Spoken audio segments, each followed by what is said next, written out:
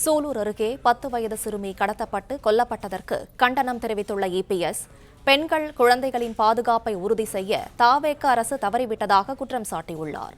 இதுகுறித்த மேலும் விவரங்களை செய்தியாளர் பிரகாஷ் வழங்க கேட்கலாம். பிரகாஷ், வணக்கம். விவரங்களை சொல்லுங்க. கோவை மாவட்டம் சூலூர் அருகே 10 வயது சிறுமி கடத்தப்பட்டு கொலை செய்யப்பட்டிருக்கக்கூடிய சம்பவம் அதிர்ச்சியை ஏற்படுத்தியிருக்கக்கூடிய சூழ்நிலையில இந்த சம்பவத்திற்கு அதிமுக பொதுச் செயலாளர் எடப்பாடி பழனிசாமி கடும் கண்டனம் தெரிவித்திருக்கிறார்.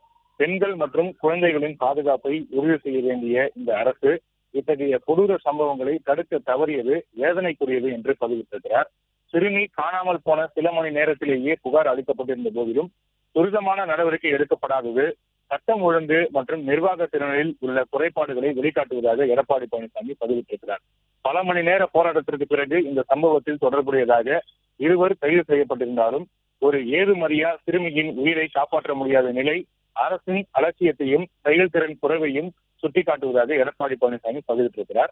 இந்த அரசு பெண்கள் பாதுகாப்பு குறித்து வெறும் விளம்பர நடவடிக்கைகளில் மட்டுமல்லாமல் நிலையான மற்றும் பயனுள்ள பாதுகாப்பு அமைப்புகளை உருவாக்குவதிலும் தீவிரம் காட்ட வேண்டும் என்று பதிவிட்டிருக்கக்கூடிய அவர், வெறும் ரீல்ஸ் அரசாக அல்லாமல் ரியல் அரசாகவும் இந்த அரசு நடந்து கொள்ள வேண்டும் என்று வலியுறுத்தியிருக்கிறார். பிளே ஸ்டோர் மற்றும் ஆப் ஸ்டோரில் இருந்து பாலிமர் செயலியை QR கோடு மூலம் பதிவிறக்கம் செய்யுங்கள்.